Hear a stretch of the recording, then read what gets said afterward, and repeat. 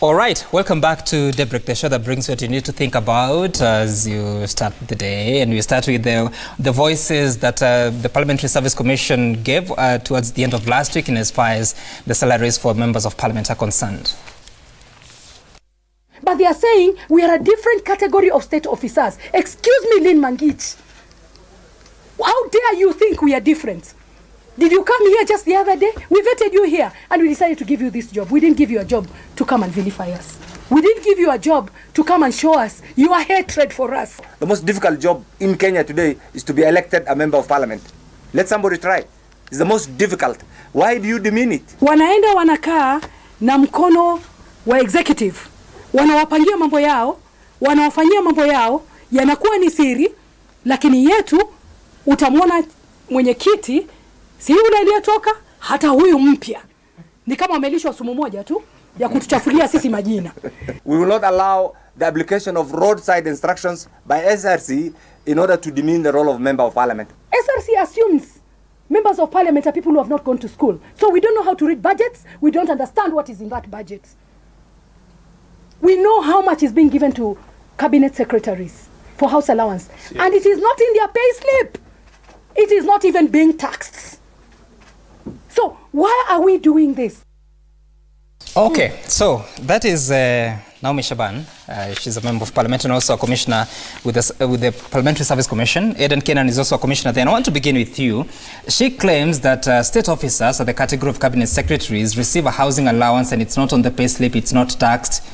Do you have evidence that that is happening? Yes, I think that's a very good question. And last night I was just saying when I saw Lina Mengich actually on K24, I was just like saying I wish I was there with her. There are certain facts that she didn't either understand or completely she pretended not to know. First, we need to accept the realities that we have a number of constitutional commissions under Chapter 15 of the current constitution, including Parliamentary Service Commission and the Salaries and Remuneration Commission. We also need to accept the fact that we have three arms of government. The executive, the legislature, and the judiciary. Of course, there are other emerging arms of government like yourselves, like the NGO world. The fourth estate. The fourth estate, and those are realities. It's also a fact that Judicial Service Commission and Parliamentary Service Commission are two unique constitutional commissions. Right. That being the case, what SRC has attempted to do since 2012 is to demean the role of the member of parliament. First, you ask yourself, in the pecking order, they did something called a job evaluation in 2012, immediately after the promulgation of the current constitution. And one of the SRC's recommendations is they cannot evaluate the job description of member of parliament. Because? Because of the reasons that we don't understand up to now. Now the question that you need to ask yourself is, are members of parliament state officers? How many state officers are there?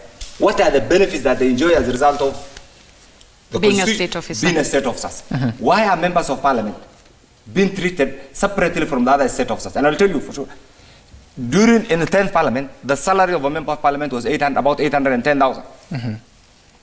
With that purported job evaluation, and the announcement was made on 1st March 2013, 3 days to the general election. 3 days to the general election. And last night I saw Lina Mengich saying they knew when they were going to the general election what they are going to act. How will you know? You have already decided. You are a candidate. You have gone through all the process. 3 days to the election, you are told your benefits have been reduced from... But this was a new commission with a mandate. Yes, it is. You are told your job description cannot be evaluated. You have been told what you are going to earn 3 days to the general election. We consider that as a bit high-handed. We consider that as a bit unfair. No. And secondly, let me explain to you again. Yes, but there's a question that is pending. I asked you, do you have evidence that state officers in the name of cabinet secretaries have a housing allowance that is not in the pay slip? Allow me to tell you a bit of the history.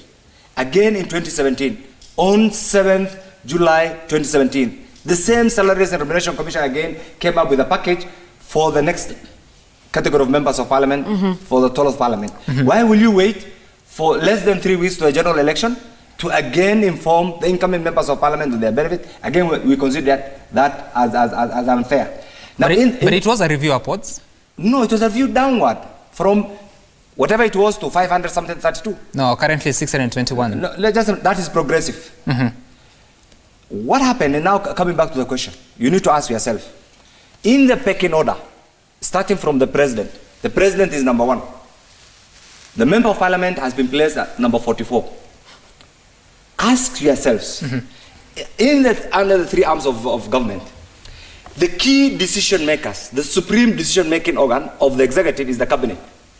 The supreme decision making organ of the judiciary, maybe the Supreme Court judges, the Court of Appeal judges, and the High Court judges. The supreme decision making organ of the legislature are members of parliament. You have placed, allow this. SRC in their own decision, in the pecking order, have placed the member of parliament at the level of the chief magistrate.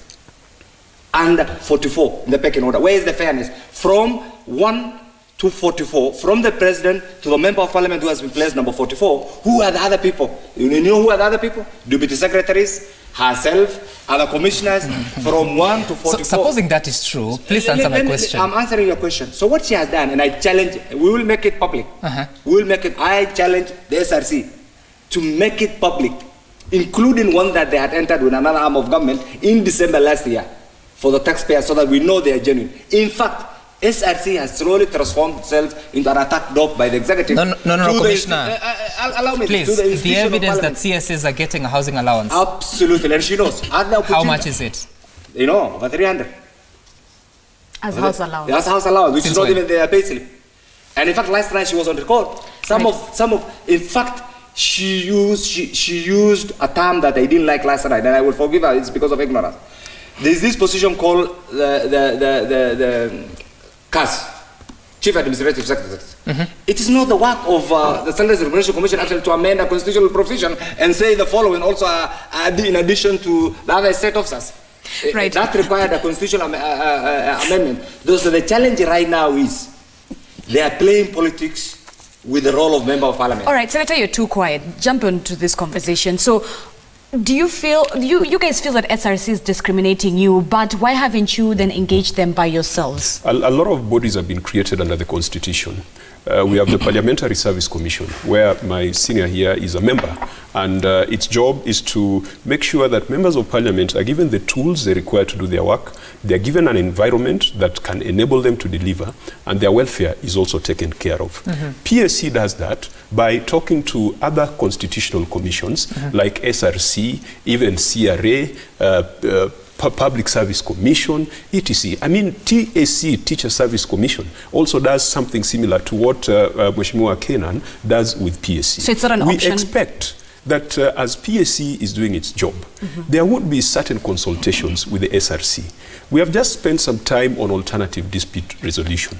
I don't know why sometimes the SRC finds it much more fashionable to run to court rather than these commissions that are all funded by taxpayers' money, sitting down to agree on how to provide tools, environment, and welfare for members of parliament. So you guys engaging them directly is not an option rather than you addressing them via the media? Well, I think it has shifted from a question of economics to a question of politics. And I think what we've been seeing is a political discussion. For me, there are 3 issues that I would look at. I chair an oversight committee.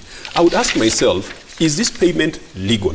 And Commissioner Kenan has convinced us that it is legal. Number 2, is there a budget for it? And Commissioner Kenan has convinced us that there's a budget for it. Thirdly, is it prudent? That will be the question where there will be economics and there will be politics. But as long as it is legal, as long as it is budgeted for, as long as it is prudent, we must ask ourselves, what percentage does this contribute to the wage bill? Is it 10% or is it 0.01%? Okay, how do we deal with Senator, this matter? you said that the payment is legal. You're talking about housing allowance? No, you have just talked broadly about many allowances. And my position is, are these allowances supported by the law?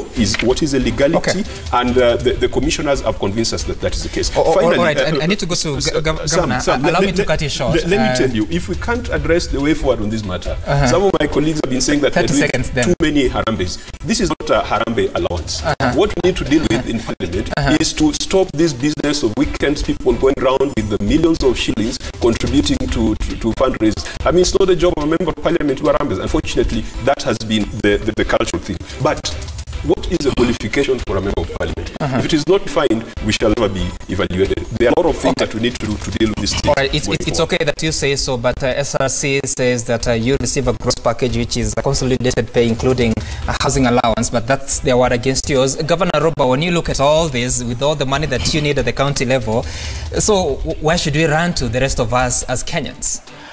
Well, I don't want to be drawn into the controversy of this House allowance for members of parliament and other issues to do with that, but I will only say one statement.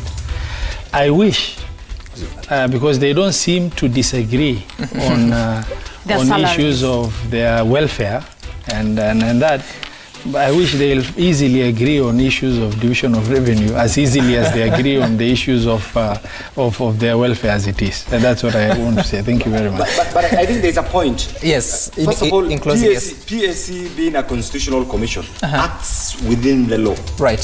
Everything that we have done for the member of parliament is legal, is constitutional, and is within the mandate of the Parliamentary Service Commission. And therefore, the issue SRC has done, and I will tell you this. 1st January, we had a retreat. We have always engaged them. Okay. Our chairman, the Speaker of the National Assembly, who is the chairman of the Parliamentary Service Commission, has gone out of his way. But they never seem to agree. Not to agree. At times, they avoid meeting us. Instead of meeting us to engage us on certain realities, we see a press conference. And let's say this. No, Dr. Kenan, I'm sorry, but you're out of time. Let's just take a look at feedback of what you've been saying on Twitter as well as on SMS or at Citizen TV Kenya. The hashtag you've been using is Daybreak. This is who. We begin with Bosley. Quite a name from Butere. Why is it that since onset of devolution, most governors have suddenly become overly billionaires? Is there a positive correlation between money devolved and governors' wealth? Governor, you're a billionaire. Have you done a lifestyle audit, Governor? All right. Wow, Enrique, you say Kenya has become a home for a few individuals, those who have no interest for the rest of the country, instead their families.